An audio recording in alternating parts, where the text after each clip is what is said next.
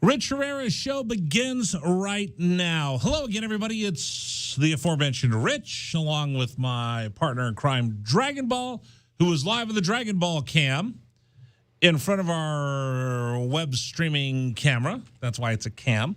Sorry, I'm a little off today on the program. You guys are going to have to bear with me. Want to know why? Why is that, Rich? Because I can no longer do this. Well, that was sudden. No, but there was no reverb, was there? No, we're not getting the reverb or the piano or the. Can you do it? No, I can't because again, with the mic stand that I have is over on a pole in the back of the table, so the reverb doesn't reach all the way over. But so there's no more stringing like metal coils that you have to worry about. Like I had an not an accordion, what do you call it? It's like a slinky, basically. Or what's Amy Farrah Fowler play? The harp. The harp. Okay. There's no harp sound effect when I slam my hand down because our new studios are in the midst of being rebuilt. I've got a new microphone. I've got a new microphone arm. We've got cameras. We've got new lighting. We've changed the complete complexity of this radio show with a bunch of upgrades, and they're just getting started. Mm-hmm. Still got to go ahead and get a couple things done on this side of the booth and then a couple more things on your side. I'm pretty darn excited. We'll have a complete major overhaul of this radio show, and it is going to be awesome. We're excited. I'm very excited. And also excited because it's the day before Cinco de Mayo. Los Richie's Day. Los Richie's Day. So tomorrow we're going to be out on the road for Cinco de Mayo at Rusty's.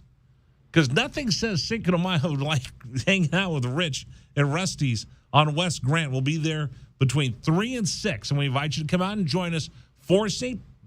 Patrick's Day, for Cinco de Mayo. I'm sorry, I'm getting my ethnic drinking holidays confused. I was going to say, you're way past that at this point. Oktoberfest, St. Patrick's Day, Cinco de Mayo. At least St. Patrick's Day was the last month. If you had said Oktoberfest, I would tell, oh, you're so done with this year already. What are the other ethnic drinking days?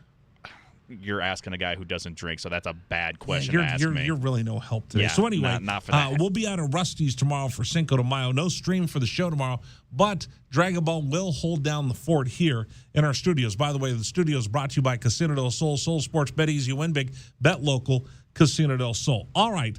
We've got a lot to get to on the program. We got a special guest coming up. It's Wildcat Wednesday. We celebrate what it means to be an Arizona Wildcat. But today we're going to celebrate what it means to be a Atlanta Falcon because got a special treat. Stanley Berryhill III, he's a friend of the program, went into the draft, was undrafted, signed as a free agent with the Atlanta Falcons, probably the best landing spot for him, and he's going to go to minicamp with the Atlanta Falcons. So he'll join us coming up in about 25 minutes from now. So Arizona Wildcat fans, you're going to want to tell everybody, turn on the radio. You want to hear what Stanley Berryhill is going to talk about as he describes what it was like going through, getting ready for the draft, his pro day, and then waiting for that phone call to come from his agent like, dude, we got you a job. You are going to the Falcons. So we'll have that for you coming up in about a half hour from now. We also will talk a little NBA, and today is the 4th of May. May the 4th be with you. You were just going to go there, weren't you? I was going to call it Cuatro de Mayo. I was.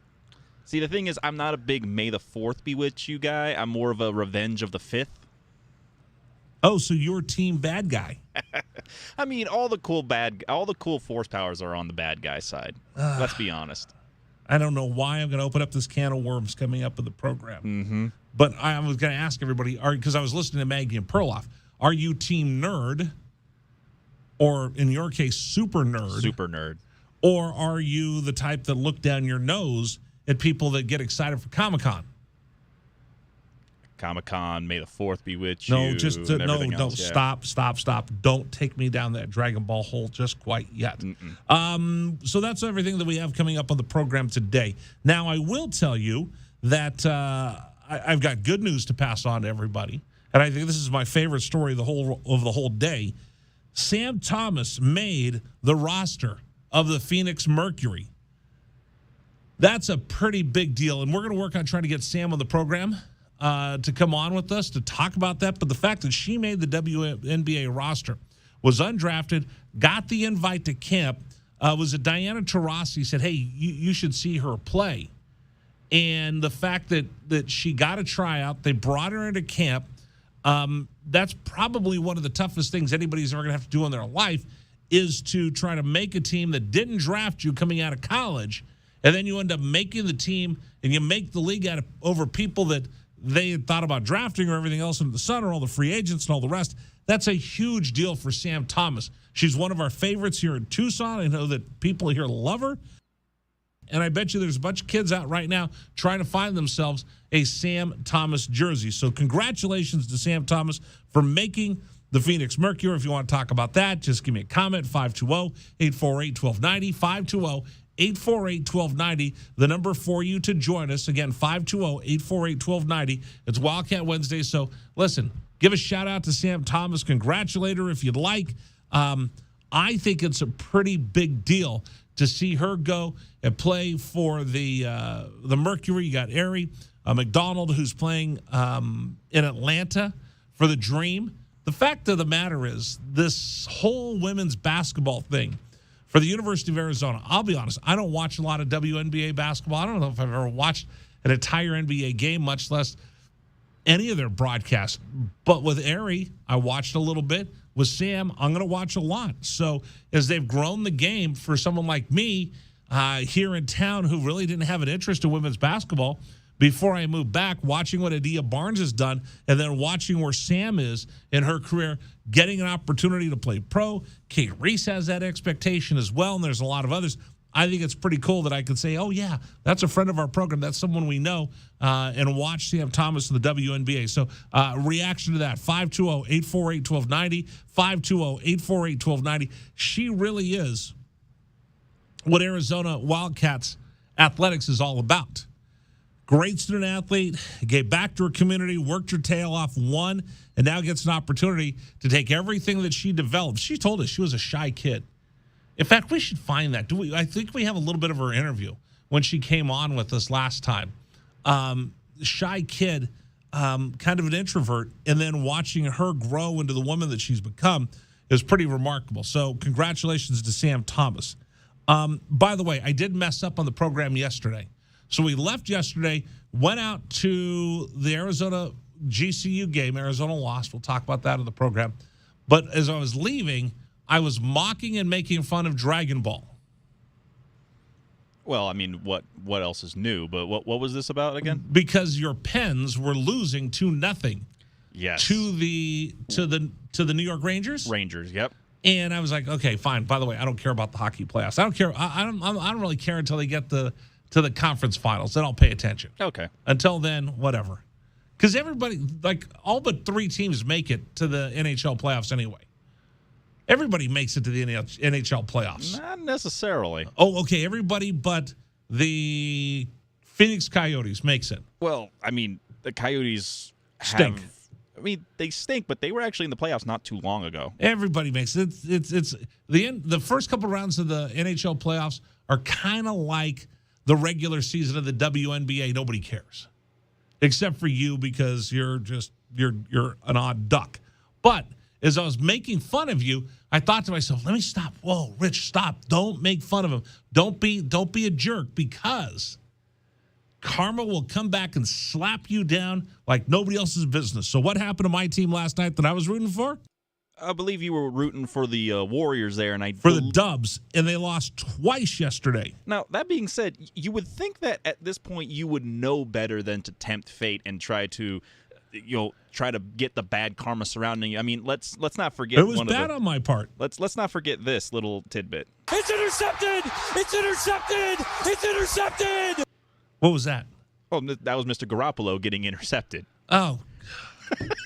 I am going to come in there and kick your butt on the Dragon Ball camp. I'm just saying that Jimmy G. Let me give the ball to the other team, and I wonder why they want to trade me.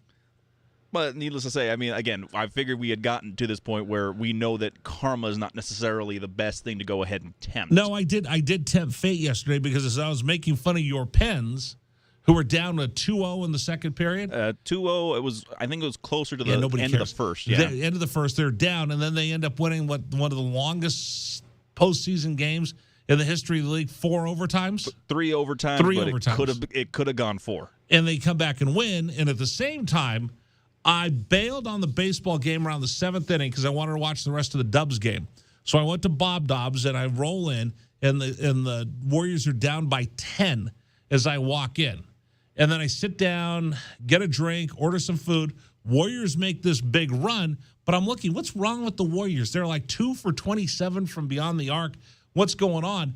And then all of a sudden, they start showing the highlight because I had missed the highlight of Gary Payton II having his arm ripped out of his socket in an incredibly poor play by the Memphis Grizzlies. It wasn't that bad. He goes up for a layoff. They try to decapitate him, falls down, breaks his arm on the floor, and fractures his elbow. He's probably out for the rest of the postseason because it's a shooting arm.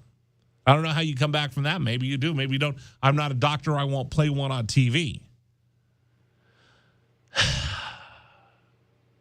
So the Warriors are down one of their stars in this postseason, stars of the regular season. He'd actually earned his way to be a starter in the NBA playoffs. He's done, and then the Warriors come up short, so they lose twice yesterday, and that's all on me for making fun of you because of your stupid hockey team.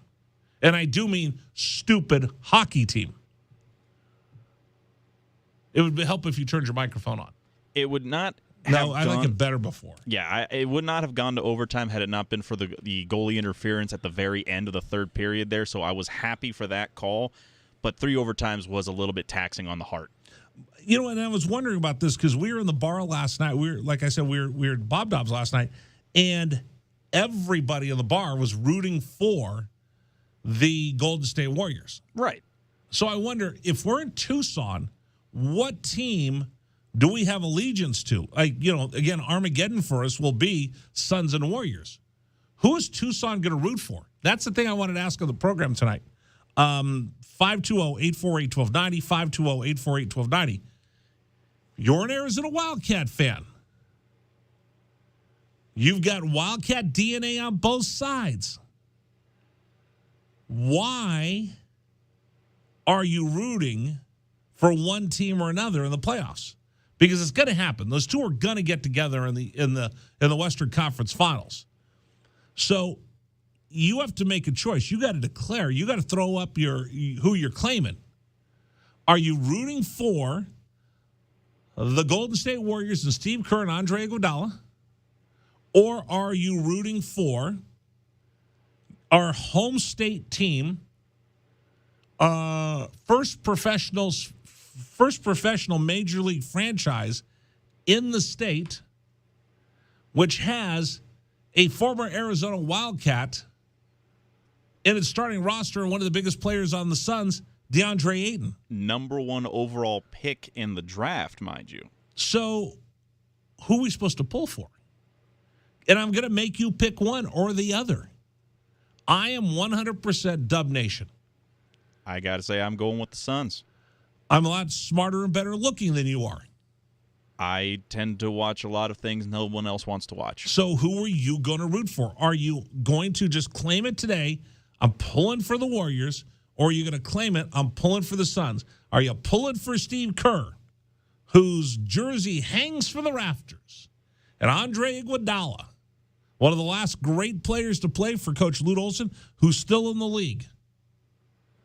Coach Frazier on the staff. We got 3 Warriors over there, or 3 Arizona Wildcats, part of the Warrior staff and team. Or do you go team DeAndre Ayton and the Suns? Tucson, I put it to you. Who are you rooting for in this NBA playoff? Which one? You got to claim right now. I'm calling you out, Tucson. Who are you claiming right now? Right here, right now. 520-848-1290.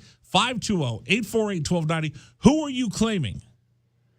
Team Suns, Team Dubs, because they both have Arizona DNA. 520-848-1290. 520-848-1290. I'm 100% a Dubs fan. But if you want to convince me like Rich, dude, bro, you got to root for the Suns. You got to root for DeAndre Ayton. You got to root for the 48th state. You got to root for the Copper State. You can't be rooting Cali, Northern Cali out here in the playoffs. We all got to come together as Arizonans. Or are you going to say, Rich, how in the world could you even think about rooting against Steve Kerr? He's one of the most iconic Arizona Wildcat basketball players of all time. He really is the epitome of an Arizona Wildcat. You have to pull for Steve Kerr, the most successful player in the history of the University of Arizona basketball team. What, you don't think he is the most successful? How many rings does he have?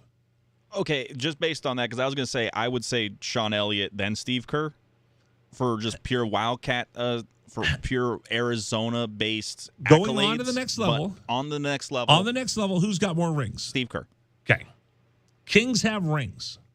What do we play for? We play to win championships. Kings have rings.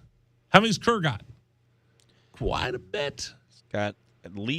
He's got 3 with the Bulls, 2 with the Spurs, and the 3 now in Golden State, if I'm not mistaken. So I want to say that's 8, just off the top of my head. He's going to be able to go Tom Brady plus some. He's getting there. Right? He's going to be able to go Bill Russell. Bill Russell had 11 rings they put up for sale this year. 11 rings, 9 as a player, 2 as a player coach. Yeah. He's going to be able to do that by the time he's done because the Warriors are going to win another championship this year. Money in the bank right there. So who do you got, Tucson? Who are we supposed to be pulling for? Is it cool that we're pulling for the Warriors, or do you want to be pulling for the Suns because of DeAndre Ayton? You got to pick one. 520-848-1290. 520-848-1290. All right. There was a move last night in the game, in that Warriors game. I shake my head. I shake my head at this move, which is becoming way too common. What is it? I'll tell you next here on 1290.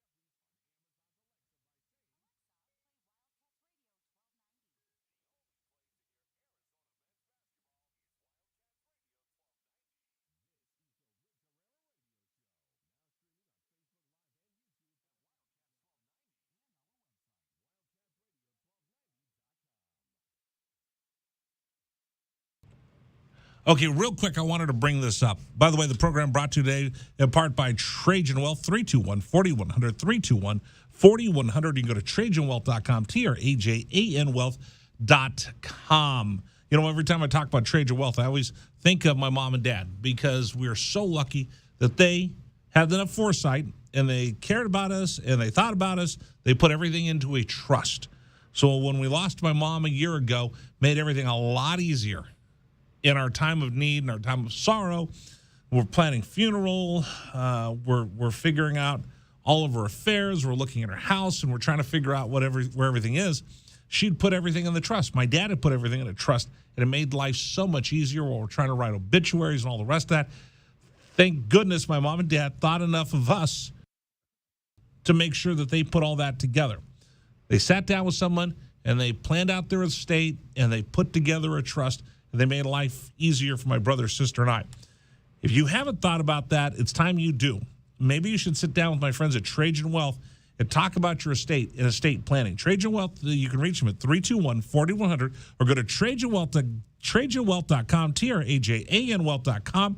Advisory services offered through Trajan Wealth, LLC, a registered investment advisor. Again, advisory services offered through Trajan Wealth, LLC, an SEC registered investment advisor. Estate planning services offered through Trajan Estate. All right, so last night in the ball game that we were watching, I missed. I don't think I saw this part. I think we got in there right afterwards. But did you see Draymond Green getting run from having to leave the ball game? Yeah, he had to leave the ball game because he took an elbow to the eye. Elbow to the eye. Him open The game was just chippy from the beginning. You had Gary Payton II crashing to the floor after he got hit in the head, and then you get Green who gets an elbow to the what do you get, an elbow to the head? It was an elbow to the head. To the head, right about the eyebrow area. But is this just now an epidemic amongst sports, amongst players? You're on the road and you get to tell everybody they're number one.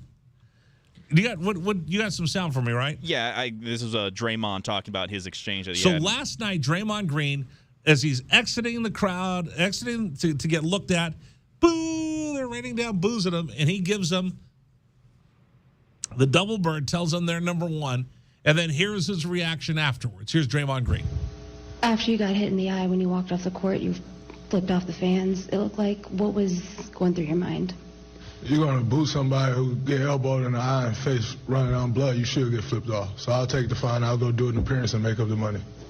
But it felt really good to flip them off. You're going to boo someone that get elbowed in the eye and blood running down your face? I could have had a concussion or anything. So if they're gonna be that nasty, I can be nasty too. And I'm assuming the cheers was because they know I'll get fined. Great, I make $25 million a year. I should be just fine. Listen, I love Draymond Green because he plays for my team. If Draymond Green played for any other team, I would hate his guts as public enemy number one, right? There's always that guy that you have on your team that you love because he's got grit and heart. And then that same guy gets traded to your rival. I hate that miserable blankety blank blank. That's Draymond Green. He is the greatest villain in basketball today. He's definitely he's ahead of Patrick Beverley. I would say Patrick Beverley is slightly behind him, but Bev's up there. Those are the two guys. No, he's not there. Okay, if Patrick Beverley walked into this room, would anybody know who he is? I would. Okay, you're an odd duck. Would anybody else? If he walked in here, Draymond Green, everybody knows Draymond Green. From the time that he was kicking people in the groin a couple of years ago, he's public enemy number one in the NBA. I mean, I remember him back when he was at Michigan State. I thought for a minute that this was going to be one of Izzo's greatest NBA projects. So, by the way, he was at the game yesterday as well. They showed him. Oh, Izzo? Yeah, they showed him because there's 3 Michigan State Spartans in this game. But you know what kind of bothers me a little bit is this is now becoming socially acceptable for players to give the bird to the fans. And all it's going to do is going to escalate and make it worse and worse and worse, the boorish behavior on both sides. So, Draymond, as much as I love you, brother, and I'm always going to have your back as long as you're playing for my team, as soon as you go somewhere else, As soon as you go somewhere else, I'm going to boo you like everybody else. But as you're playing for my team right now, I love you. But the matter of the fact is that he's done it. I think Jimmy Butler's done it in the playoffs so far this year. Kyrie did it last round. For the athletes get mad at the fans acting like horses you-know-whats, and by the way, a lot of fans have gone way, way past that in their behavior. You doing it and escalating it is only going to make this thing worse. If you stand there and give me the finger, how do you think my reaction is going to be? If you're Adam Silver, and I hate to say this because he's my guy, is this cool with you? Is this cool with you having your players flip off the customers? We'll get into that a little bit later in the program. Number for you to join us, 520-848-1290, 520-848-1290. Coming up, it's Wildcat Wednesday. We're going to talk with the newest member of the Atlanta Falcons, our very own Stanley Berryhill III, joins us next here on Wildcats Radio 1290.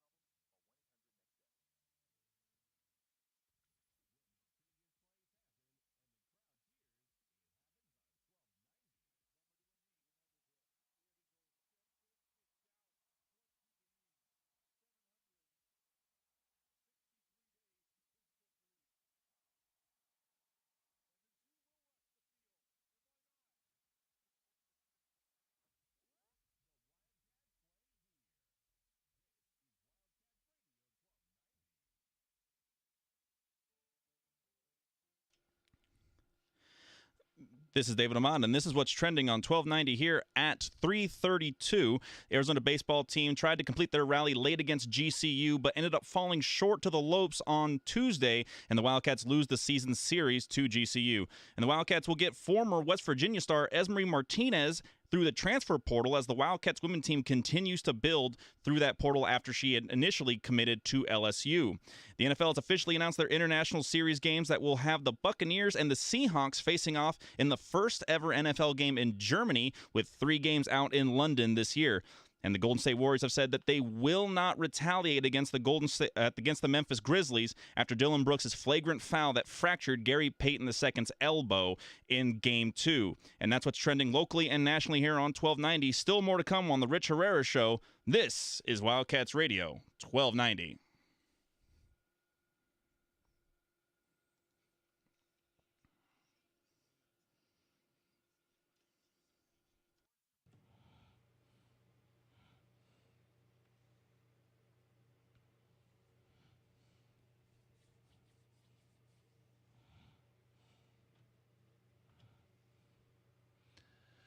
We welcome to the program an Arizona Wildcat through and through, and now a member of the Atlanta Falcons. Ladies and gentlemen, boys and girls, please welcome our very own Tucson native, Stanley Berryhill III, our guest here on Wildcats Radio 1290. Stanley Berryhill III, congratulations on signing with the Falcons, brother. Thank you. Appreciate it. How you guys doing? We're doing great. All right, let's talk about this whole process. We talked to you in the middle of it, but I didn't want to delve too hard into what you were going through. But let's talk about what this journey's been like, starting with your pro day, talking to scouts, working out for scouts. Give us just this whole journey of what you've been through since this all began.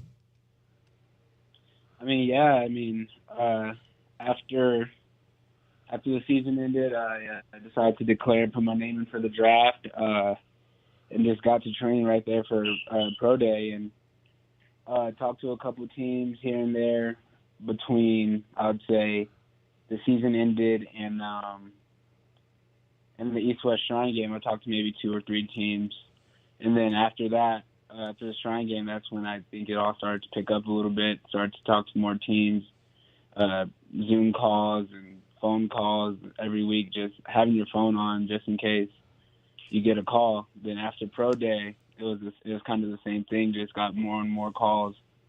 And then just leading up to the draft, just getting real anxious and trying to figure out what my next move was going to be. All right, go back to when you decide to declare for the draft. You have to find representation. What's that like? I kind of knew who I was going to go with from the jump. I mean, there wasn't too many guys chasing after me to represent me until after the Shrine game, I would say, and I already had representation at that point. But just went with local guys, friends of the family, Tom Edwards and Derek Hall. They're both alumni of U of A, and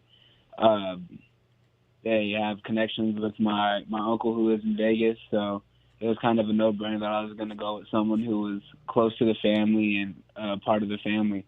And they've been real good. They've helped me out a lot throughout this whole process, and can't wait to see what the future has in store. What do they do? What advice do they give you? How do they start helping you from the jump to get ready for all of this? They just helping me out, giving me my letting me know like what's going to be my best opportunity to make a team, and putting me up at Exos to get top tier training with some of the best guys in the country. Trained with a lot of first round guys, and had a lot of competition with them, and just being able to be somewhere where I'm going to be pushed every day by a group of guys that are training to reach the same level that I'm training. So I think that was the biggest thing they've helped me with, and then just constant phone calls and helping me out with anything I need outside of football, and they're just a great group of guys. Okay, we always hear people, I got to train for the combines, train for pro day, train for the draft. Explain to us what that means. Is that different than the workout that you had at the University of Arizona getting ready for the football season? Is it more specialized? What do you need to do to show up ready to go for pro day? Yeah, it's more specialized. It's focusing on speed and explosiveness most of the time, and change of direction. So it's nowhere near the same type of training you do preparing for a football season. You kind of become a track athlete for 6 months, and you're focusing on speed techniques for running, speed techniques, how to be a little bit more explosive. You're not lifting as heavy weight. Everything is tailored to get you faster and tailored to get you more explosive off the ball, and for those combine and pro day specific drills. Stanley Berryhill III joining us here on Wildcats Radio 1290 as we talk about his journey that's led him to the Atlanta Falcons. What's pro day like? I was there for your pro day. Is it a different kind of nervousness, a different kind of butterfly? What do you think about the night before? What are you thinking about in between? Because you're used to being in the huddle with a bunch of other guys and you're all pulling together. Pro day, you've got other Arizona Wildcats there, but this is your day to either shine or fail. Yeah, for sure. It's a little bit different kind of nerves. I think I didn't really feel nervous on pro day up until I was in my stance getting ready to run my 40. I think that's when I felt all the nerves, because that's what you train on the most. That's kind of the biggest deal breaker as a receiver, and having to prove guys wrong that you're faster than what they think you are and what it says on paper. So, it's a different kind of nerves, but as soon as you start running, it kind of goes away. But, yeah, it's a little bit different than getting ready for a football game or being for a football game. I think you just kind of focus on the little things that you've learned, but you try not to think about it too much because you don't want it to take away from your performance. So, think about all the stuff before, but as soon as you get in that stance and you're getting ready to go, just run. I think that's what it was for me, and that's kind of how they taught you at Exos, because you do so much training. That it becomes second nature, so they tell you not to think about it too much because it's just going to happen since you've been doing it for 4 or 5 months straight, So it's just react because you've ran those 40s. You've done those jumps. You've lifted those weights. Let's just repeat what we did in training every day because we already have the muscle memory for all these events. Is that the way it goes? Exactly. That's kind of exactly how it is. You're kind of training your body over that 3-month span of making it become second nature. Just like I could sit down for 2 months and not do anything and still be able to go run a slant route and catch a ball. It's kind of the same thing. It's all become second nature, So that's kind of what they teach you. They harp on it, and it changes throughout the whole training process because you get stronger, you get faster, your body composition changes a little bit. But once you get to that day, it's just do what you do, and everything else is going to fall in line. Okay, so everything else is kind of, you've gone through this and you've done it, and you know what? You've done those sprints. You know exactly where you're going to be, how your strides are going to be. The one thing that I think that was unscripted was throwing passes and running routes after you got done with your workout. So I watched them out there throwing passes to the wide receivers. What's that like? Because, again, that's one where I hope he's going to throw the ball where it's supposed to be, and I hope it hits me in the hands, and I hope he hits me in stride because I got to show that I can catch this football. Yeah, for sure. We kind of had it scripted before. Like, we had an idea of what routes we wanted to run. I threw a little bit with Will leading up to that day. But, it just kind of becomes the connection that I've had with Will since he got to U of A, and I've been working out with him a lot over the last couple of years. So he kind of knows me. I know him, and his job is to make me look good, and my job is to make him look good. So, yeah, we had about 10 to 12 routes scripted, but you never know what's going to happen. Coaches may want to see you do different type of things. So we had routes scripted for me running outside routes and inside routes, and then in the middle of the workout, the scouts told us that they just want to see me run majority inside routes. So, yeah, you got to adjust and adapt a little bit, but we kind of had an idea of what we were going to do when it came to that part of the day. So how did you pick Will? Is it like in the All-Star game in Major League Baseball, you could bring your own pitcher? Did you get to pick who you wanted to throw balls to while you ran routes? Well, at first I was going to throw with Luke Ashworth, and he graduated and he was done playing, but the NCAA used to have a rule where you would have to throw with somebody who's not still in college. And right before pro day, it was probably a week before pro day, coaches reached out and said that they changed the rule and underclassmen could throw as long as it's helping for somebody else who's doing the pro day.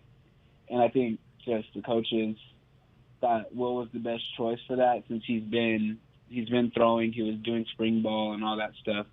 So me and Will lived together, so I talked to him a couple times before the day, and that's how it kind of that's how kind of it worked out. That's pretty cool. Stanley Berryhill III. I'm just going into all the minutiae of all the things I wanted to hear about as you've been getting ready, but I didn't want to bother you, distract you as we got ready leading up to the draft. Being there at Arizona Stadium, I thought it was cool. I think just about the entire team came out there rooting you guys on. All the coaches were out there. I saw Coach Fish out there. I saw your family out there. What's that like, having all that love at Arizona Stadium for your pro day, which is good, really, quite honestly, your make or break day, your opportunity to either shine or get passed over, and you had all those folks there rooting you on? I mean, yeah, it's a great feeling. They know that it's a big day for me, and just like I've been preparing for it, I'm sure the coaches were preparing for it to see how it would go. It's exciting to see your teammates get their tryout for the next level. So, I mean, every year it's like that. When I watch Sean Poindexter's pro day, I watch Gary's pro day. So I think it's just a thing that the team does. If they don't have class or they have nothing to do, you'll see majority of them out there every year cheering on their guys. Because there's a teammates, it's one of your brothers getting ready to go to the next level. So I mean, it feels good to have all the support and all the guys out there. But they were just as excited as I was for that day. All right, so when you come off the field, and I saw you come off, and your family's there, what do you say to your pops? Just nothing really, just dapping him up, giving him a hug, just reflecting on the day, talking about my times and seeing if it was good or bad or what he thought. But there wasn't really too much to talk about. We know that there was work that had to be done, and I feel like we got the job done. And he felt the same way, so there was kind of really nothing else to talk about. Just enjoy the time with the family and focus on the next steps. And I know Mr. Berryhill is your biggest fan, so I thought that was great. Talk to us about going to the East-West Shrine game. I've covered it a couple times.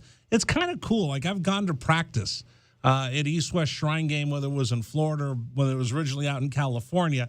And you see the best of the best come out there, everybody with their different helmets on, and then you get a whole new group of coaches coaching you up, taking a look at you. Talk about that experience.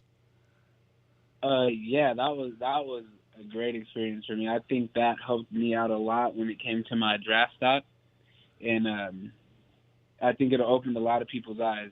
I mean, we ran a pro-style offense at U of A, and we had the coaches, the Colts offensive coordinator and quarterback coach were the coaches for the Shrine game. So that transition to learning that offense wasn't too bad, and I was able to play fast and play freely because I knew what was going on, and I think it helped a lot, and it was a fun experience meeting all those great guys and great players and great coaches. It was just a good weekend, a good week, and had fun.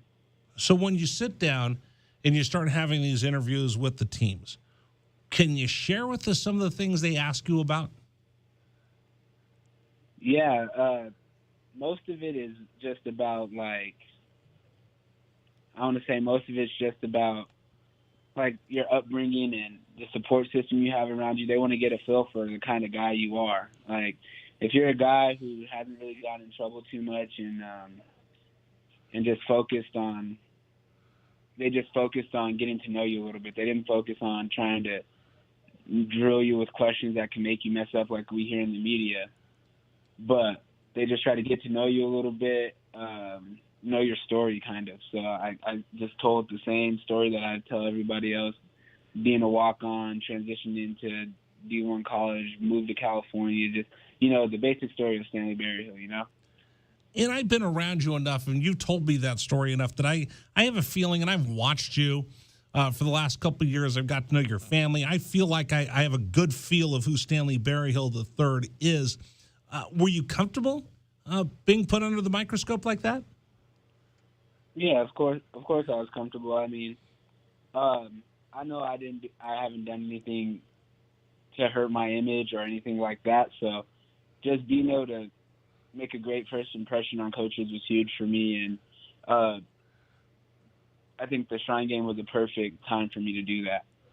Well, I brag about what a tremendous young man you are all the time anyway, so I could see I saw right away that you were a cut different than a lot of other people with the leadership that I've seen over the last couple of years. So talk to us as we get closer to the draft and you start getting more calls and more people poking around. What's that like? Yeah, I mean, it's crazy. I mean, you never know what's going on. You never know what's going through coaches' heads when they're talking to you because they got to be so broad when they talk to you. So, like, you don't know if coach likes you. You don't know if he's just calling to check a box or anything like that. And, I mean, yeah, it's nerve-wracking when you get real anxious to figure out where your next destination is going to be. And I would say just, like, talking to the coaches and then, like, having my dad back there and he's looking at mock drafts and seeing that my stock is going up, and we're thinking, all right, I was undrafted going into this whole thing, but now I'm seeing 6th-round mock, 7th-round mock drafts. So, I mean, you never really know. And as you see how crazy the draft is with the amount of trades that happen on the spot and stuff like that,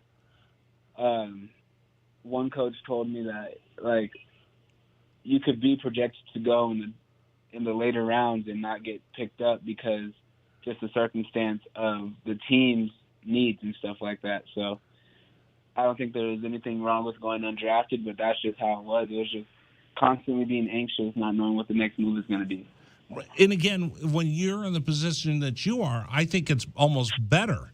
No, in fact, I don't think it's almost. I think it's better because you get to find a fit rather than someone going, okay, I got a late 5th round, 6th round, 7th round pick. Who else am I going to get? They might be so stacked in their wide receiver room that there wouldn't be an opportunity. So I think it's perfect where you landed. But I'd like to know what draft day's like for you. It would have been nice to see you go as a first rounder, but we knew that wasn't realistic. Do you pay attention? Are you watching the draft as it's unfolding?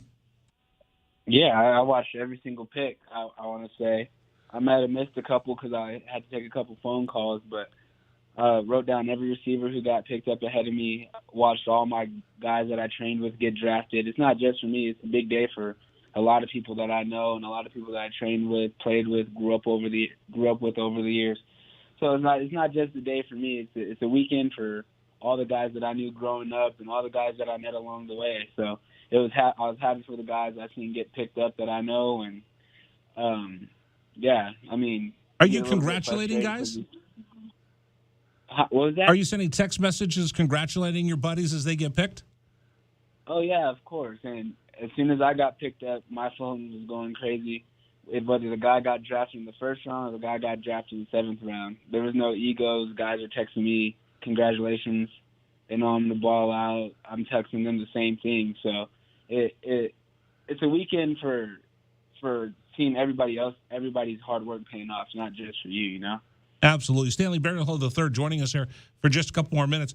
So when we start getting into the 3rd day, now this is your time. This is where Tom and Derek are working the phones. They're talking to teams. How are they communicating with you? What's going through your mind? Who's calling? Who's talking to you? Who's pulling at your shirt going, here's where we want to go. Here's what we want to do. Tell us what that absolute chaos is like as we start getting to the 4th and the 5th round. Yeah, so once you start getting to the later rounds, that's when you start getting the phone calls.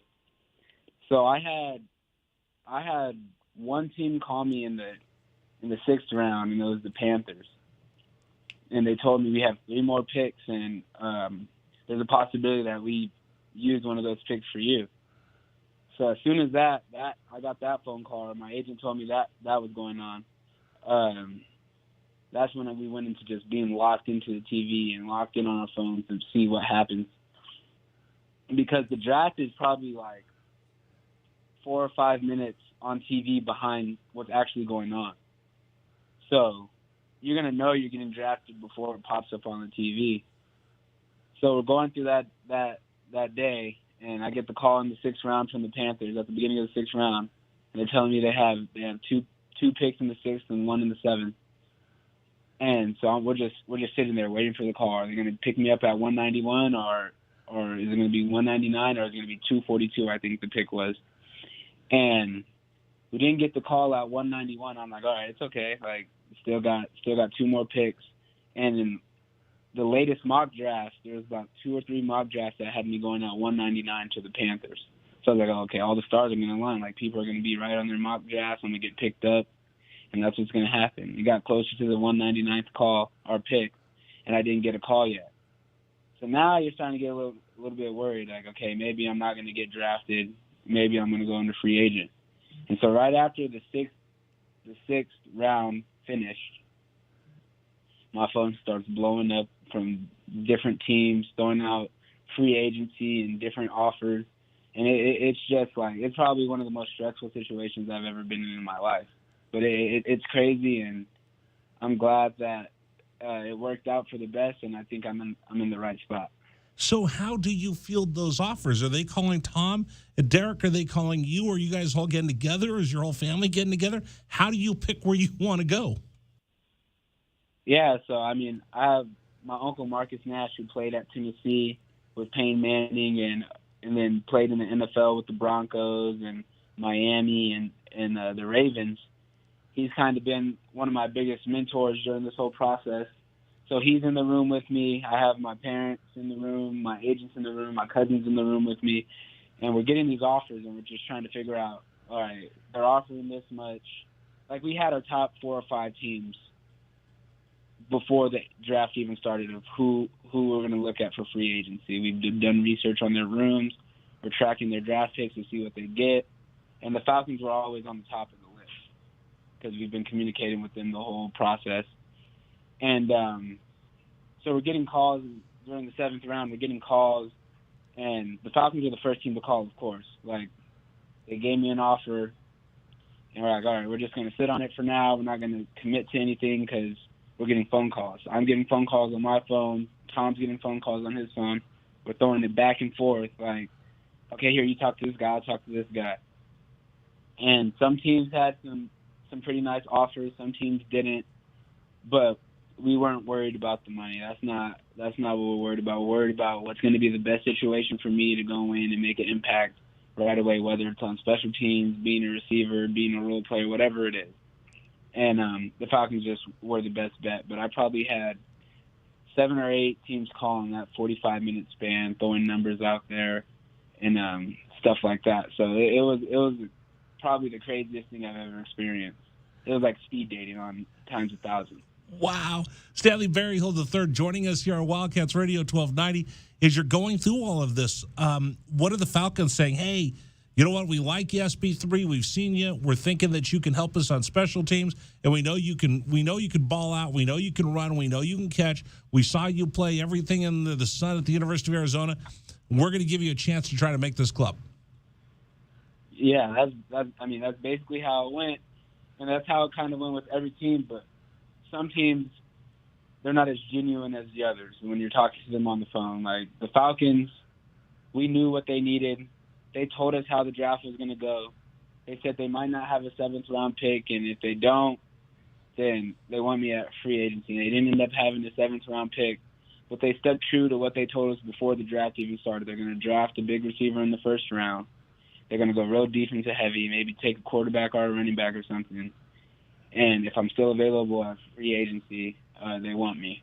And that's kind of how it went, and they kind of stayed true to their word, and loyalty is a big thing. So that's how I kind of made my decision on that, knowing that I could help fill their needs and I could have a chance to fight for a spot on the 53-man roster right away, and just talk to the receiver coach, talk to the OC during while all this is going on the phone. And, you know, some teams are just like trying to peer pressure you to sign with them right away. The Falcons didn't do it that way. They did it the right way, and that's why I'm an Atlanta Falcon right now. How much Falcon gear has your family ran out to get? Not much. No? Because we already have a bunch. I mean, I played for the Tucson Falcons growing up, so my dad has all kinds of hats, all kinds of shirts, all kinds of black and red shoes. He even has the Michael Vick shoes from way back when he was coaching, and he had the Michael Vick turf. So they didn't go out and get too much stuff. I'm sure there'll be more stuff being bought soon, but for now, I think my dad has enough right now. Wow. All right, one last question. Kind of reflect back, because like I said, as I've gotten to know you and I saw you at Pac-12 Media Day and stuck microphones in your face when we finally got back from COVID. We've had you on the radio so many times. I kind of feel like I know your whole story. Just reflect back on everything, going back to the Falcons as your Tucson youth football team, to high school here in Tucson, to having to go to Orange County your senior year, so you get some more love, so people could see you play. And then coming back as a walk-on, and then getting your scholarship, and everything you've been through here at the University of Arizona, for all the coaching changes and all the rest, and all the ups and downs that you've had. Was it all worth it? Yeah, it was all worth it, of course. I mean, I think that's what all the adversity I faced growing up my whole life, whether it was in Pop Warner, having to transfer in high school, 3 different coaches in college. I think it was all worth it, and it kind of made me a stronger player. Facing adversity and adjusting and adapting on the fly, I think it's going to help me in the long run when I get into the NFL, being able to change and adjust and adapt, playing different positions and being at different levels of the depth chart when I think I should be higher or think I should be playing more, stuff like that. So I think all the adversity I faced is going to come full circle one day, and it's going to help me become a great player. So when you put pen to paper to sign your contract, what was going through your mind? Just a huge weight lifted off my shoulders. My heart wasn't pounding as hard anymore. I was content with my decision. Whether people wanted me to go to a different team or not, I was content with my decision, and I'm glad to be where I'm at right now in my life. And the work is just starting now. Probably gonna have to work harder than I ever worked in my life, but I've never been afraid to work. So, I've always had faith in you, and a lot of people around here do and have, and I've seen you from a young age, and there's so many people around here that are proud of you and all that you've gone through and everything you've done, your family, your friends, your high school, your elementary school teammates, everybody. Kind of feels like a little piece of Tucson is going to be going down to Atlanta. So I just wanted to congratulate you. I wanted to thank you for everything that you did to represent this community, the University of Arizona, and all of us here in Tucson. And I cannot wait for that first preseason game. I can't wait to see you in minicamp. I can't wait to see you getting everything that you deserve in the National Football League with all the hard work and everything you've been through. If you don't mind, is it okay? Can I go out? I'm a 49er fan. I grew up that way. But I kind of feel like I need to be – I kind of feel like I need to run out to the Tucson Mall tonight and get myself an Atlanta Falcon cap. Yeah, I think everybody needs to go do that. Hey, will you give my best to your dad, your family, and everybody else? And like I said, congratulations. Thank you for sharing that story. I've done this on the radio for 28 years, and I've worked everywhere on both sides of the country, but I've never been able to – I was never comfortable enough to sit down and have this conversation of what this is like going through the draft. I learned so much sitting here talking to you today, and I'm just proud. I'm just proud of everything that you accomplished. Like I said, I'll just go fanboy on you and tell you how awesome it is, and wish you nothing but the best. And we're going to keep your number. We're going to keep bothering you. We're going to keep having you tell your story to Tucson, and then when you make that roster, and we're going to be watching on opening day. Oh, is this town going to go crazy? I sure hope so. I appreciate all the support from Tucson, especially from you. You're my guy. You know that. So, yeah, anytime you want to give me a shout, you got my phone number, and I'm here to talk to you guys whenever you guys want. Thank you so much. My best to everybody. Congratulations. Bear down. Can't wait to see you ball out in the National Football League. Let me say this one more time. Ladies and gentlemen, Tucson, we want to thank Atlanta Falcon Stanley Berryhill III for joining us here on 1290. It's got a nice ring to it, doesn't it? It does. I like that. All right. I'll talk to you soon. Thank you so much. Yeah, have a good one, guys. All right. Take care. Stanley Berryhill III joining us here.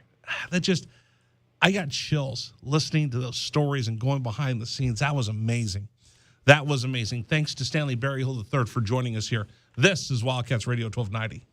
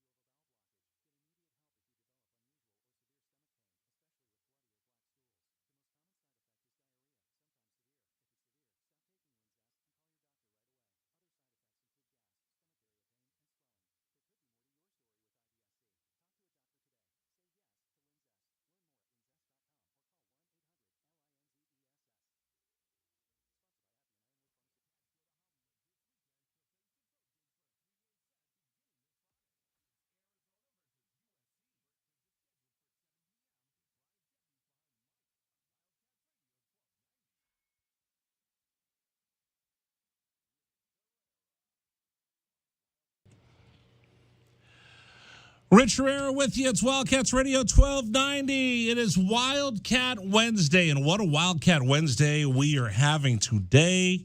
It's all brought to you by our friends at PGA Tour Superstore. Let me just tell you this.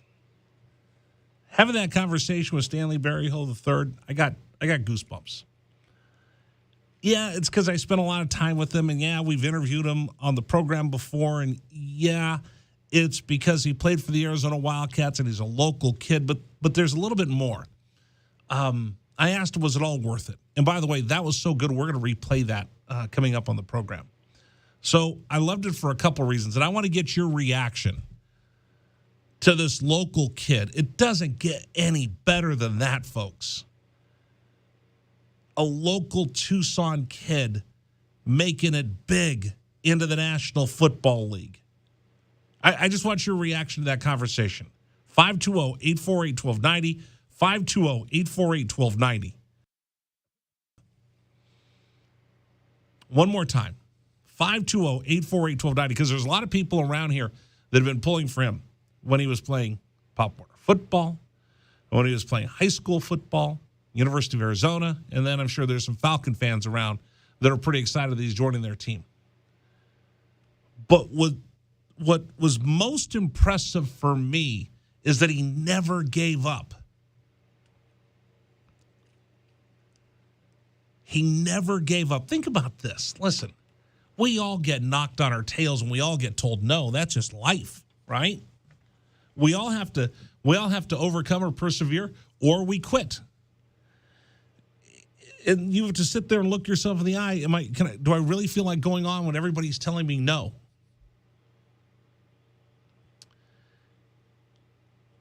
And I'll be honest, the football part of what impresses me about him the most, the football part impresses me the least, I should say. Oh, he's a great athlete. He's going to make it to the National Football League. He's going to go on to the next level, and I love that about him.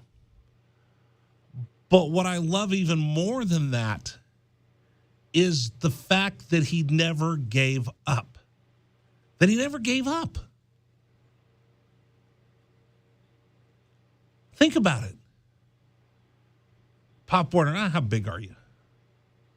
Go play high school football. Nobody's coming around. Listen, you're okay, but quite honestly, you're not going to go play at the next level.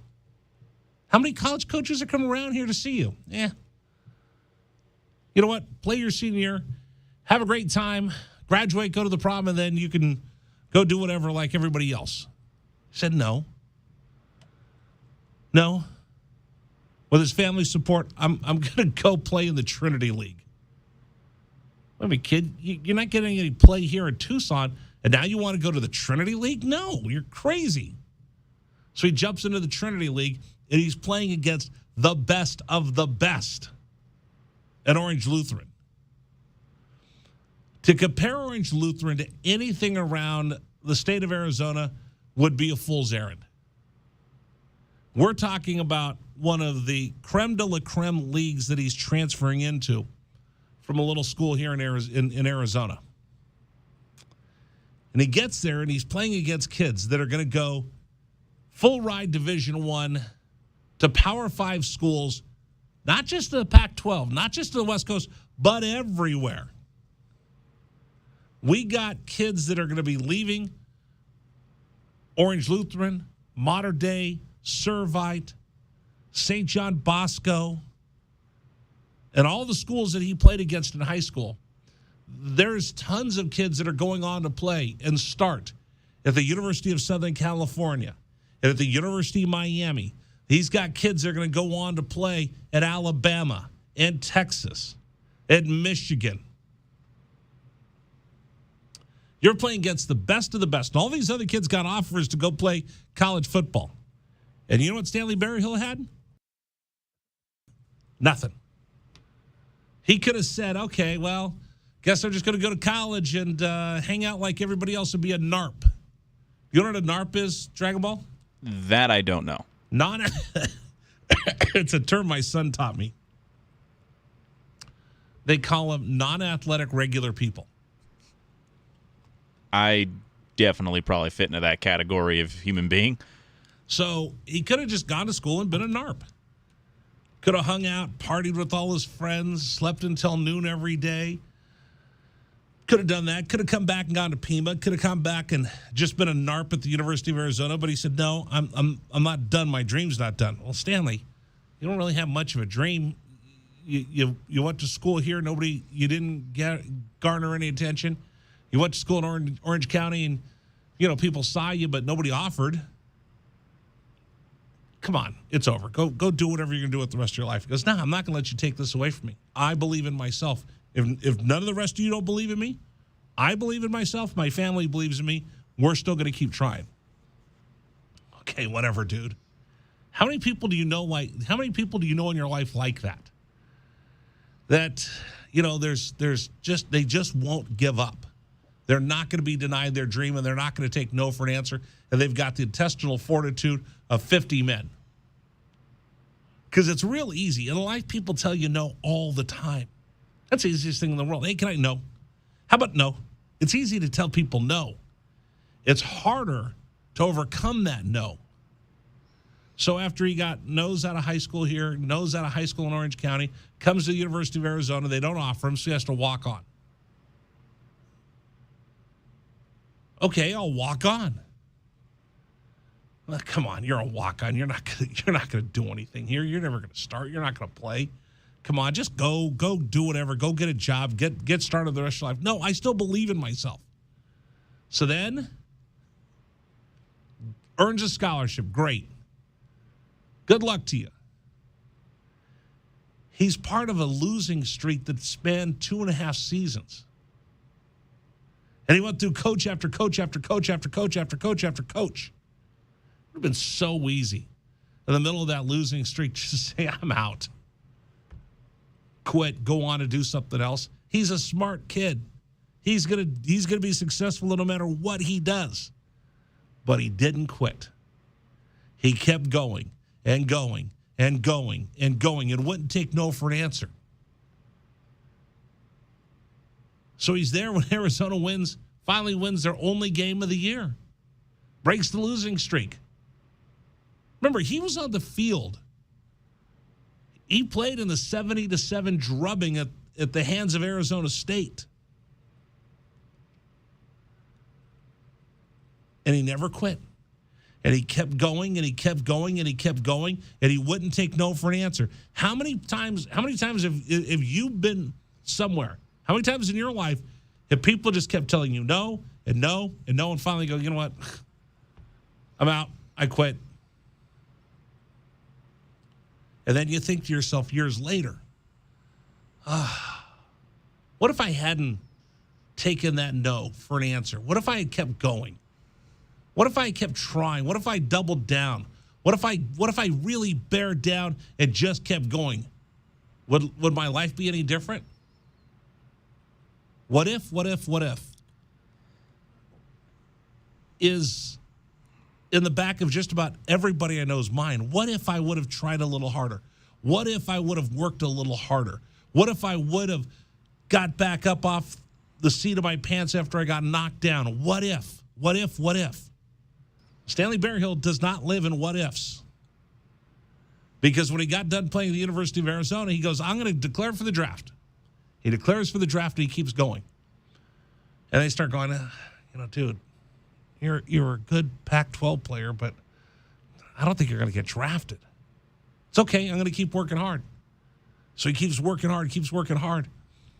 And they get the first round, and he's watching on television, writing down notes on who's getting taken. Second and third round, watching, doesn't hear his name, gets ready for the fourth round. Doesn't hear his name. Here's the Panthers call him and say, hey, bro, we got 3 picks. We're looking at you. So as the Panthers come up on the television and they announce someone else, he could have just said, to hell with all of you, I'm done. But he didn't. And he kept believing in himself when no one else did. When the rest of us all said, it's too hard, you can't make it, don't worry about it, he never gave up. And then the draft's over. Ba-ding! his phone starts blowing up because all these other teams in the NFL saw that kid. That kid is no quitter, and he has character. And then when he finally gets to put pen to paper, he goes, that's the biggest weight off my shoulder because now I can just worry about getting to work. If you're not a fan of Stanley Berryhill III, whether he was an Arizona Wildcat or not, if you're not a fan of this young man, I need you to check your pulse because I don't think you have one. So when I talk about how proud I am of him, I'm envious of him because there's times where people have told me and I'm like, yeah, you're right, no. And I've taken the no. And I gave up. And we all have done that somewhere in our life. But the fact that he didn't, and he's made his dreams come true, to me, is something to be admired. Is a character trait that I wish I had more of, and that I bet you wish you would have one less regret in your life had you lived your life like him. Wow. Impressive young man. I want to get your reaction. 520-848-1290, 520-848-1290. Get off your tail. I want to hear from you. Think about this. There's times in your life where somebody told you no, and you took no for an answer, and now today you regret it. How about him? How much do you admire him because he didn't take no for an answer? Go ahead. I don't know how much of a fan you are of the idea of us, anybody reciting poetry at you. I'm not a poetry guy. But there was an old poem by former Miami of Ohio head coach and Indiana University football coach Terry Hopner that he would read the poem out to his teams, when the seasons were getting a little bit long in the tooth. And I'll just give a quick 4-line stanza from the poem that perfectly summarizes what you're saying about Stanley Berryhill. Success is failure turned inside out, the silver tint of the clouds of doubt. So stick to the fight when your heart is hit. It's when things seem worse that you mustn't quit. I can't process poetry. No, it's a really strong, very, very. I remember reading this about this poem years and years ago. It's just a poem called "Don't Quit." You can look up Terry Hopner and just look up "Don't Quit." I'll give you a better one. Can you get me on YouTube? Go find this on YouTube. I love that one, but I'll give you the one that it always gets me going. Find me Rocky's speech to his son. Do you know which one I'm talking about? Find me that. We'll play that coming back. Yours was good. A little too highbrow for the likes of me. But we'll play that Rocky. We'll give that Rocky speech that he gives to his son Robert. I think it was in Rocky Balboa. I mean, just think about this young man and how impressive he is because he believed in himself. 520-848-1290, 520-848-1290. We'll continue with you. This is the Rich Rare Radio Show on Wildcats Radio 1290.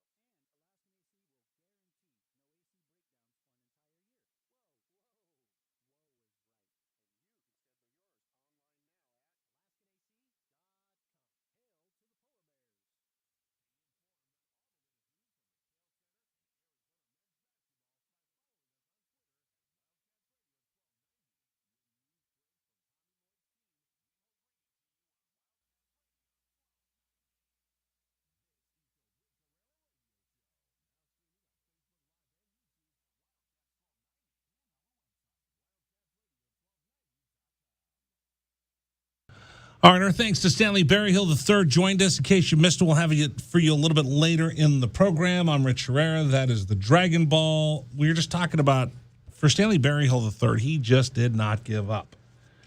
People didn't give him a chance. He kept believing in himself. People kept saying, nah, you can't do it. He kept believing in himself. He just never, ever, ever gave up. I admire that so much about him.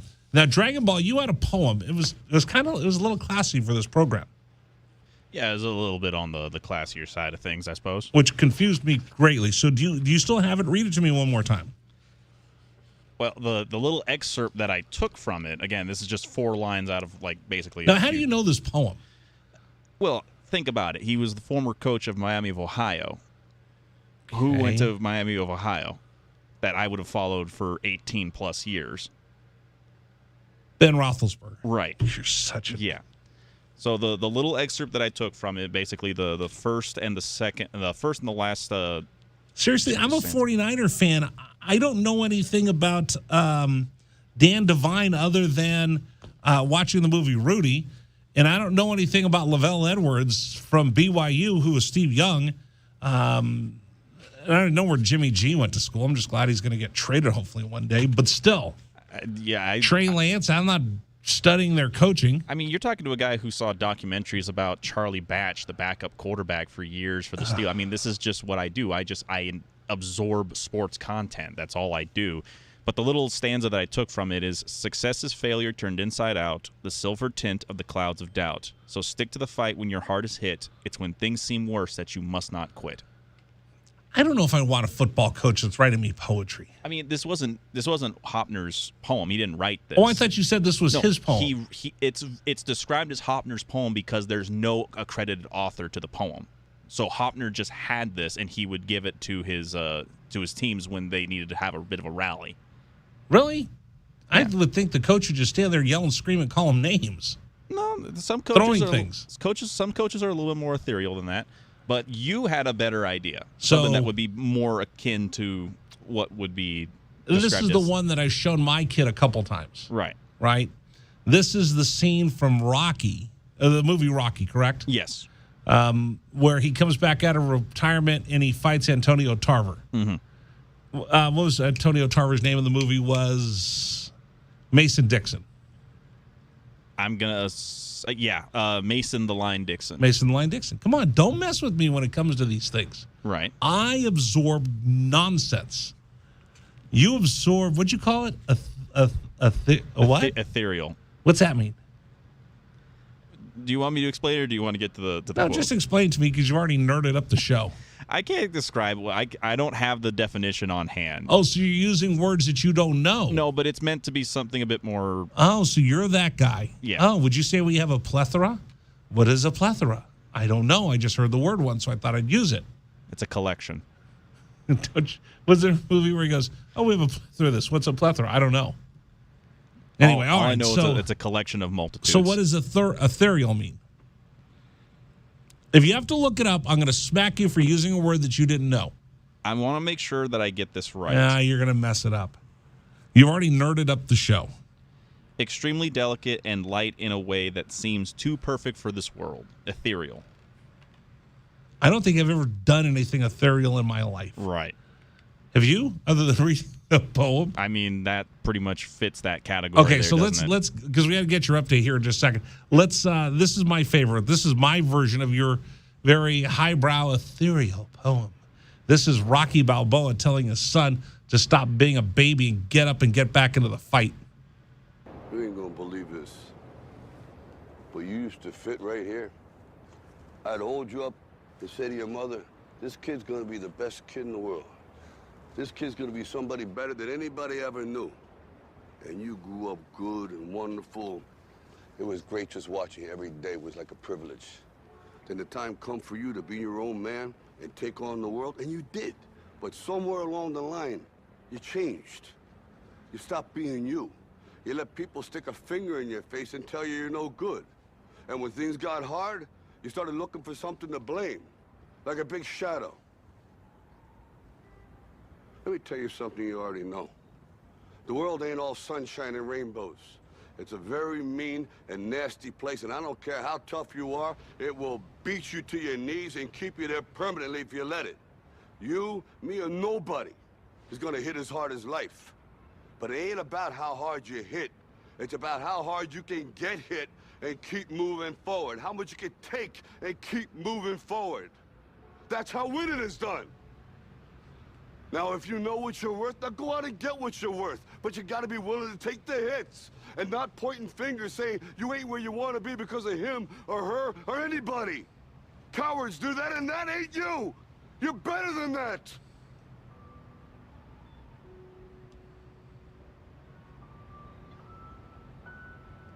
I'm always gonna love you no matter what. No matter what happens. You're my son, you're my blood. You're the best thing in my life. But until you start believing in yourself, you ain't gonna have a life.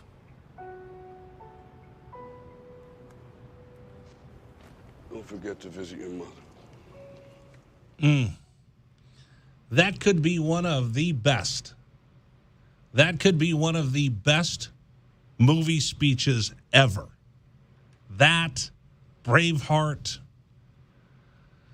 where he goes, if you could just come back for one day. And then he goes, freedom. That, I think the Rocky speech, trying to think what other great speeches there are. But that Rocky speech, if you're a dad and you have a kid, that's the greatest speech ever. I sit there and it just, I can hear it a million times. Best speech ever in a movie. Maybe one of the best ever of all time. All right. We'll talk more about Stanley Berryhill in just a second. No, I'm not ready yet. You telling me I got to shut up? I can't talk anymore? You got to do your update? We're reaching the point here. All right. Update coming up. Then I do. Oh, today's the 4th. You already ruined it by saying that may the 4th be with you. We'll continue with you. We'll talk about Star Wars in May 4th. I'm a little jealous. My brother is going someplace really cool. We'll tell you about it next year at 1290.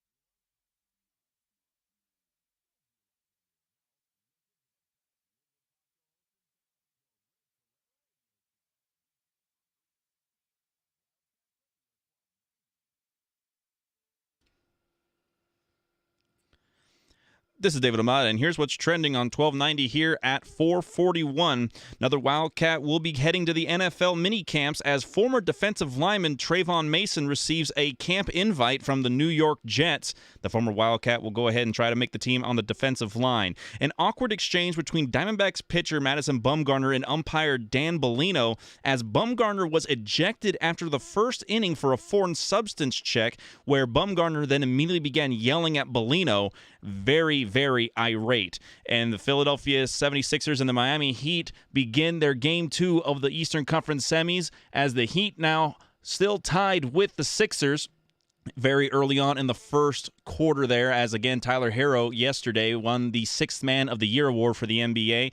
And in the NHL, the Boston and Carolina series looks to be going in favor of the Hurricanes as they have a 2-0 lead over the Bruins. The Tampa Bay Lightning and Toronto Maple Leafs just had puck drop in their Game 2. And that is what's trending locally and nationally on 1290. Still more to come with the Rich Herrera Show. This is 1290 Wildcats Radio.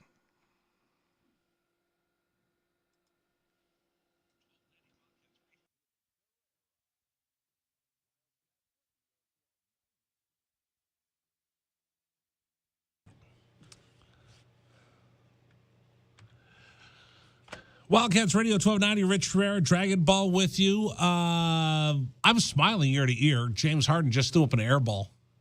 And then Jimmy Butler faked and baked, got him in the air, and left Bam Adebayo. Bam Adebayo. I know. That's what I meant. Wide open for a slam. And then Jimmy Butler just kind of looks over and like, yeah, that's right. I own you. How do I say it? Bam Adebayo. That's why I just call him Bam. Because we're close. Bam Bam. No, I don't call him Bam Bam. We're not that close. Bam Adebayo. Actually, just say it as one word. Bam Adebayo. Not like it's two different names. Bam or Bam Adebayo. At least I could say Giannis, and then I could say the word Antetokounmpo. Don't make it. What's your word? Ethereal. Don't make it so ethereal. Giannis Antetokounmpo. I mean, just trying to pronounce it. I know, but you pronounce everything with the accent? I try not to, but it's just... How did you say Antetokounmpo? Antetokounmpo. Now you're trying to pronounce it in... It's Greekish. It's just the waves of how the name sounds. No, because I've heard you try to be that person, like, if I'm going to say something in Cajun, you drop a little shrimp etouffee. Be careful. What? I may break out what FIFA stands for. That word is banned for this radio program. Today's program brought to you in part by QC Connect. Stop living in that daily pain in your knees and your back and your shoulder. Don't let them tell you steroids are your only options. You have another option that can give you lasting results. It's called QC Kinetics. You got to call them today. So many people here in Tucson are pain-free. Now to the natural biologic treatments at QC Kinetics.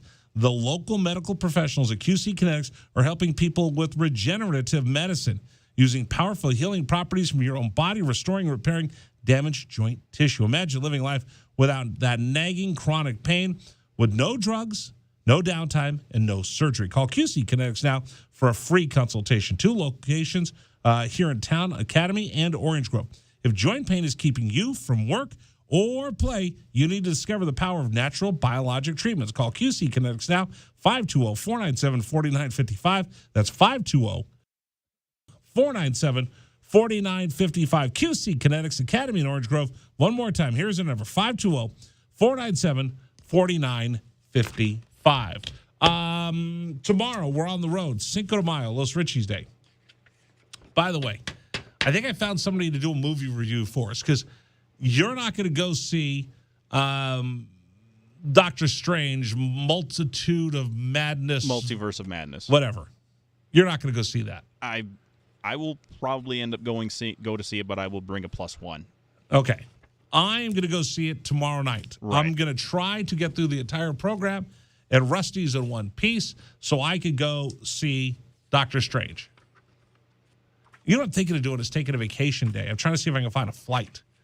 I told you yesterday I've been waiting for... You've been trying to go out to the East Coast. Yeah, I'm trying to go to New York City for... This is dumb. For Memorial Day. Right. To go see Top Gun with my son.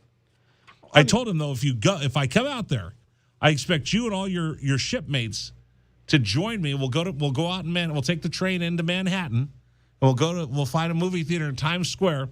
But you got to wear your summer whites and your aviators, and I got to roll in with like 10 of you, all dressed in your Navy summer whites and aviators to go see Top Gun. There's a lot of style going on with what the plan is here. They agreed. I said, I'll buy the tickets. You guys just come along with me. Well, by the way, sorry, honey, I didn't tell you. I told him I was going to buy the tickets. But I think that might be fun because I've been waiting for that movie to come out forever. So anyway, I think I found somebody to help me with the movie review because you're not going to go see it. So I want to make sure it's a good movie before you go spend your money to go see it. So Friday, I reached out to one of our other stations. There's a guy that does movie reviews, and he's going to go see Doctor Strange, and he's going to come on and do a movie review for us on Friday. So we're going to expand the program because of all the summer movies that are going to come out this summer that I got to see. I mean, there's a lot coming up this summer, and between Doctor Strange, there's Maverick, there's... There's one more that I had to see. Yeah, there was another one that had There's a couple Thor, Love and Thunder. Thor, Love and Thunder. That was going to be another one that was going to be a big summer hit this year. I hope. I'd imagine it will be. Well, I'm going to go see it on opening night. Yeah. I'm going to go to that. I might take, if I don't go to New York to see Top Gun, I'm going to take a vacation day. I'm going to take a personal day off to go see it, to be the first one to see it in town. So are you going to see it before or after the review guy? Because then at that point, you could give the review of the movie. Yeah, I've tried to do that. I'm not very good because I throw out all the plot twists. So I spoil the movie. You'd be a very bad spoiler. Yeah, you'd be. I tried to write movie reviews and do movie reviews, but I'm not sure how to do that without giving away the story. It's a very unique thing, so I can't do it. So I think I found somebody to do it for us. Okay. All right. Coming up, Brian Jeffries joins us at the top of the hour. We'll talk to him about that. But just a quick reminder, we're going to Rusty's tomorrow for Cinco de Mayo. They're located on West Grant, 2075 West Grant Road here at Tucson. We'll celebrate Cinco de Mayo, so if you want to come by, they'll have all kinds of specials for us. We'll be doing the show out there tomorrow, so no stream, radio only. But, of course, you can find us on Alexa, your smart speakers, the 1290 app, desktop, the Wildcats Radio, 1290.com. You can find us on iHeartRadio, Odyssey Radio, TuneIn. There's all kinds of places to find us, but we'll have no video stream tomorrow, but all the audio streams will be up tomorrow as we go to Cinco de Mayo at Rusty's, 2075 West Grant Road. Do you do anything to celebrate May 4th? For May 4th, like for Star Wars... May the 4th be with you. Yeah, for Star Wars stuff, I remember, like, back in college, I used to, like, everyone would be in the dorm and we would all, like, get the lightsabers or whatever. We would all, like, have, like, a lightsaber dorm fight between the floors and stuff like that. Like, that happened freshman year. Sophomore year, we tried to get organized, and then everything after that, it was like, we've got classes we need to take care of. We're, like, once you get to upperclassmen... What did you call the 5th? Revenge of the 5th. Yeah, that's too much. Because it's Cinco de Mayo. Do not encroach upon Los Richie's days. Again, but for a guy that doesn't... And tomorrow, by the way, can we just play nothing but mariachi music? Can I play all the Los Lobos that we can for the program tomorrow? I can go and I can see about trying to get some of that stuff. Yeah, I want as much Los Lobos and mariachi music the entire day. Some Volver Volver? Some Volver Volver, some... La Bamba, but the traditional style for the mariachis. Yeah, I want all that tomorrow on the program. Okay. I'll go ahead and I'll see if I got getting that stuff planned out for the show tomorrow. If we can do that tomorrow, that would be great. No, I'm excited for I like you know, my brother's going. He's taking the kids to Star Wars Land at Disneyland for the 4th of July, or the 4th of July. The May the 4th be with you. They have a huge party tonight. Right. Yeah. So he's going to that tonight. So they called me going, we're going to go see Star Wars Land, and you're not there. Stupid jerks. I mean, hey. And that was my nephew. Oh, your nephew said that He was mocking me because they're going and I'm not. Oh, that's not fair. But And I'm the guy that bought the $85 Coke bottle just because it looks like something from Star Wars. Wait, That you can what only is get it? in Star Wars land. What did it look like?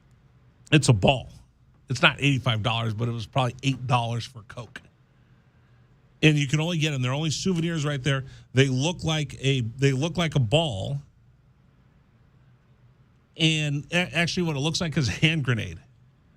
So when Star Wars Land first opened, people would buy them as souvenirs, and they'd take them. They'd fly out of LAX or John Wayne Airport, and they'd fly away. And TSA wasn't sure what they were, so they got pulled out of line for the full for the full search. For the full search. And they were like, no, this is a souvenir from Star Wars. Look, it's a Coke bottle. I've never seen this before. Please take them back over there and let Darth Vader check them out. Trying to find where the Death Star plans are located, basically. You got spies there with you. Look, they've got a Star Wars Coke bottle. Well, let's bring them in. You're saying that it looks like a ball? Yeah. It's a round Coke bottle. So it's a round Coke bottle. Right. So Coke has that traditional Coke bottle image, right? Right. Yes. This one's a ball that looks like it would be something that comes from Star Wars. The only thing I haven't done in Star Wars Land is drink the blue milk. Right. No, I don't trust that. I think I can trust the blue milk. I don't trust the blue milk. But I'm trying to think. So it's just in the shape of a circle. So would it be like one of the the testing? What was it? The little droid or whatever that Luke BB-8. Well, not BB-8, yeah, but there was also the one that he used for training when he had the visor on the Falcon. Kind of like that. It was a what do they call that? I don't know what they called it, but it's a sphere-like bottle. It's flat to the bottom, so it doesn't roll. Right. But it looks so they have Diet Coke, Coke, and Sprite in that shaped bottle. I'm gonna have to look up what this bottle looks like because I'm super confused as to what exactly it looks like. It looks like something that would come from the land of Star Wars. Well, yeah, obviously, but I'm just trying to because you buy it at Star Wars Land, you can only get it there. It's not available anywhere else except for, well, maybe Disneyland, Disney World, and all the other Disney parks. But you can't just buy it on the street. Yeah, I'm sure there's going to be at least some. And I got so mad when we moved from San Diego, my wife threw it away. I'm like, she goes, it's just a soda bottle. So I had to go buy extras last time we went. Oh, no. I know. She ruined it. I was going to drink out of that tonight. Now we don't have it. All right, coming up on the program, we'll talk with the voice of the Wildcats, Brian Jeffries. He'll be on his way to Los Angeles. Maybe he can go to Disneyland because he's heading to L.A. For the 3-game set with the USC Trojans. Arizona needs to win these 3 games against USC for baseball. We'll talk about that. We'll get his comments on Stanley Berryhill III signing with the Falcons as well. All that's coming up. And in case you missed our conversation with SB3, it was something to behold. You're going to want to hear that coming up in the next hour as well. We'll continue with you. This is Wildcats Radio 1290.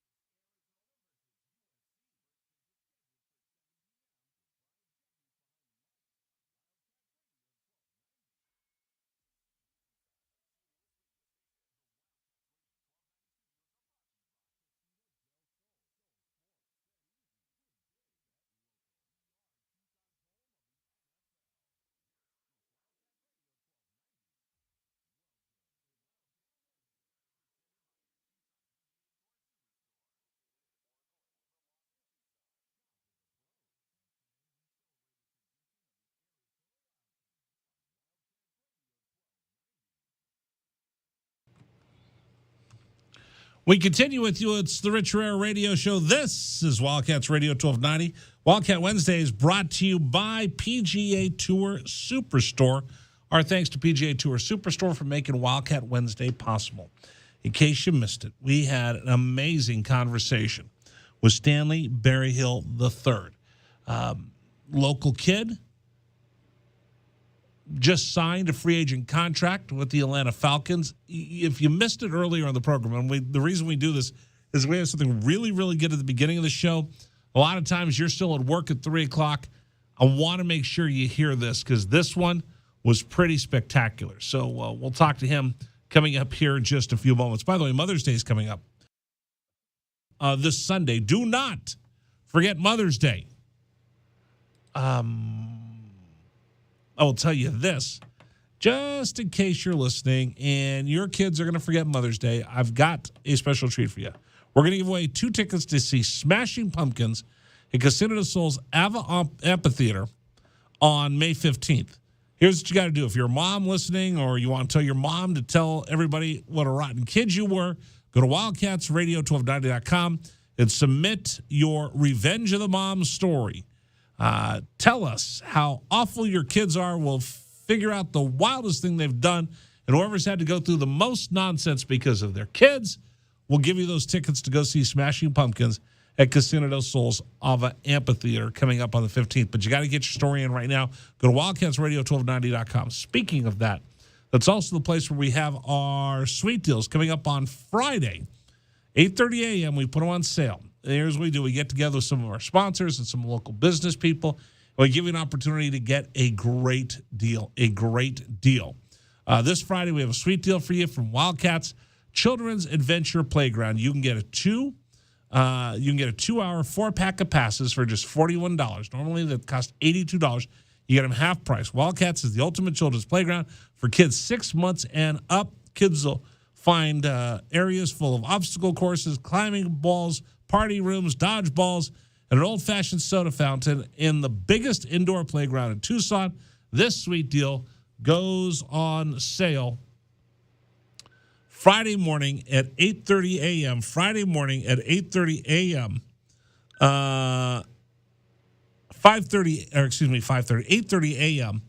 on WildcatsRadio1290.com. So tomorrow we're on the road, Cinco de Mayo, Rusty's, 2075 West Grant Road.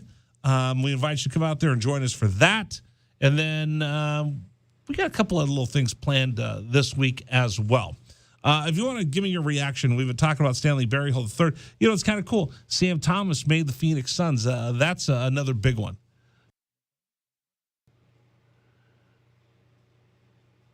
So we have, we'll talk about that coming up on the program. Sorry, I've distracted. People are calling me. I keep telling people, stop calling me during the show. It's not that difficult. Between 3 and 6. I got to figure out how to, if anybody knows how to, please help me out so I can put the do not disturb on my phone and then they won't call me in the middle of the program. Anyway, I'm looking forward to going out to Cinco de Mayo tomorrow, Rusty's on West Grant Road for the program tomorrow to celebrate Cinco de Mayo.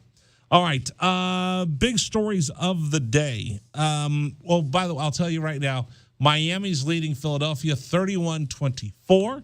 That ball game in the just starting the second quarter. Miami's up 1-0. Boston will play. Was Boston the second game today?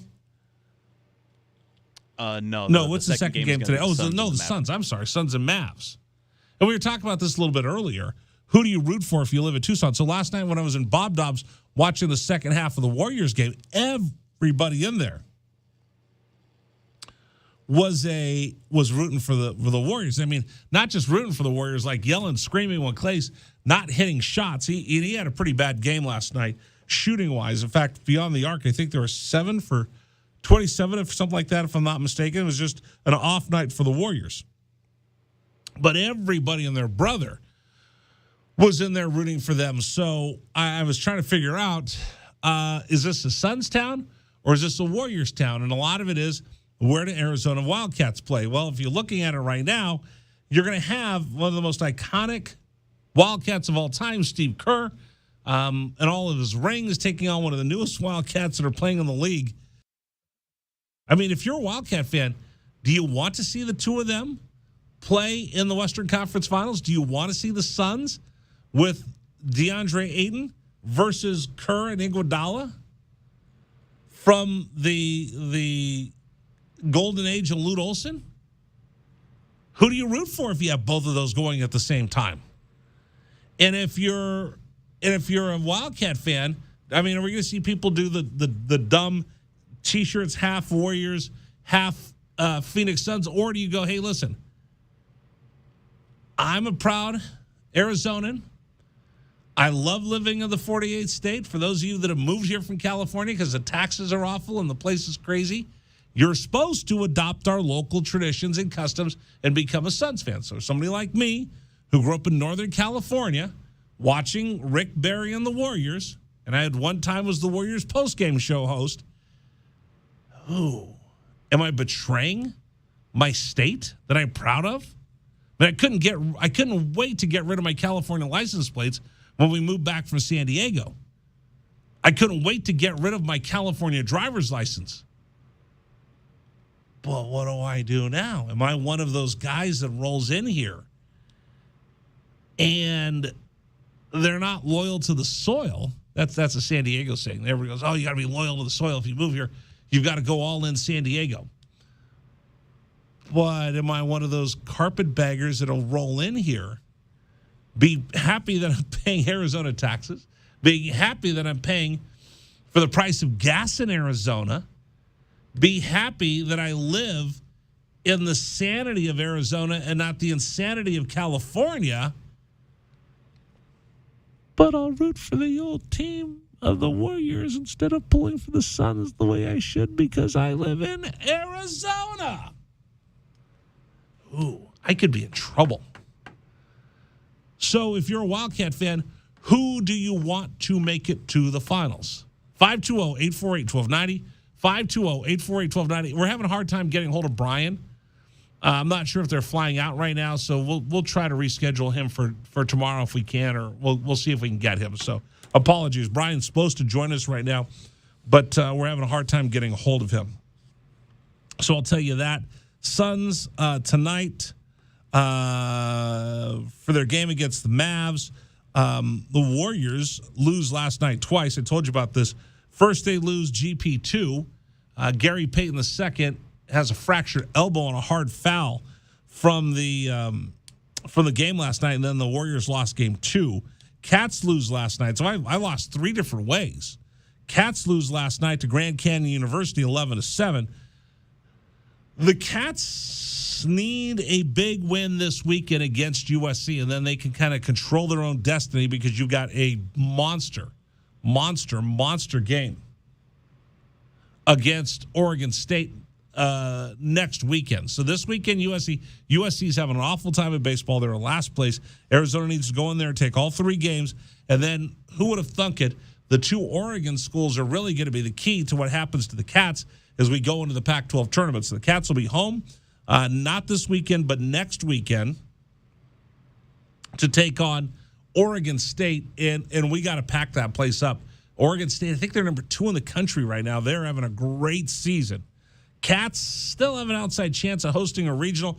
Probably not going to get the super regional, but can host a regional. But you're going to have to make sure you take care of business against the Beavers and then going up last game of the season against the Ducks before that Pac-12 tournament that's on Memorial Day weekend up in Scottsdale. I'm going to try to go up there for the Wednesday, Thursday games as the Cats will play up in Scottsdale for those final couple games of the season. So what else do I have to tell you about for our big stories? Oh, Sam Thomas made the opening roster for the Mercury in the WNBA. She was an invite to camp, and somehow miraculously, and again, it was Diana Taurasi who said you should really take a look at Sam Thomas. She did a bunch of great stuff for Adia Barnes. She made the team. So congratulations to our friend Sam Thomas. We got to try to get her on the program. And it's fun because it's like she made the team as she's similar to the Stanley Berryhill, the third story. I mean, she went undrafted in the WNBA draft. She ends up going ahead and getting on the roster for the Mercury, and now she's made the roster to start she won't. I should say she's not going to start opening day, but she made the roster for as an undrafted free agent. Yes, so that's awesome for her. And then you had mentioned it. The other big story around here, Madison Bumgarner got run. And have you seen the exchange that happened? I did.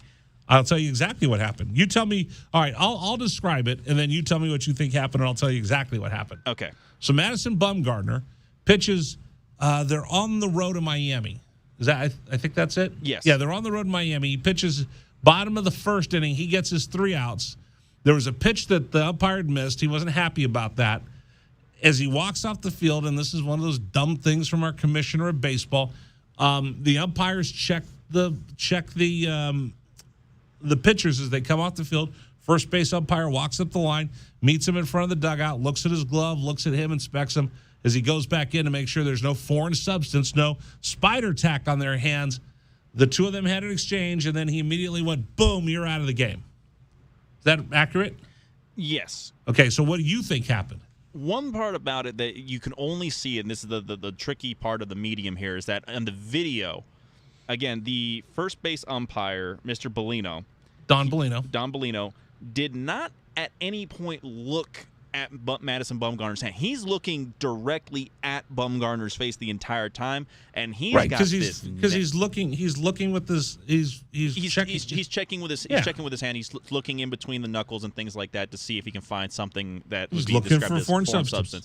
He has got the meanest death stare on Madison Bumgarner I think I have seen in a long time, and it wasn't until Bumgarner walked behind him, walked away. Yeah, that he walked away. He didn't walk behind him. He was going to the dugout. He was going to the dugout, and he said something to the umpire. And then that's when the umpire goes, tossed him. Boom, you're gone. Now, my assumption is that Bumgarner doesn't like anybody staring him down. We all know this. This is part of his matter. His thing is that he's an intimidating pitcher. He wants to intimidate, he not be the intimidated. I don't think he's going to try to intimidate the umpire, but go ahead.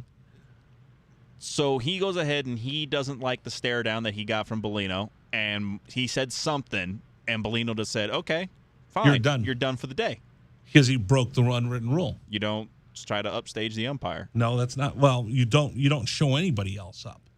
But what's the unwritten rule? It's been this way for 100 years between umpires and players. And here's the part don't where argue balls and strikes. Well, you're not allowed. Well, no, that's a written rule. You are not allowed to argue balls and strikes. But this is the thing: we've gone so inside the game, and we've gotten into the minutia. We've gone behind the scenes, but we don't have the key to look at all of this. The one thing you could do, the one thing you're not allowed to do, Dragon Ball, is make it personal. Right. You could say that call was blank all day long. You could complain about calls all day long. That call was blank. But what you're not allowed to do is make it personal. Your call was blank. See the difference between the two? Yeah. And that's game management. Because once I allow that player to start making it personal, what's going to happen? It's like teaching a room full of junior high kids. Once I let the first kid get away with it, what's it say to the rest of the kids?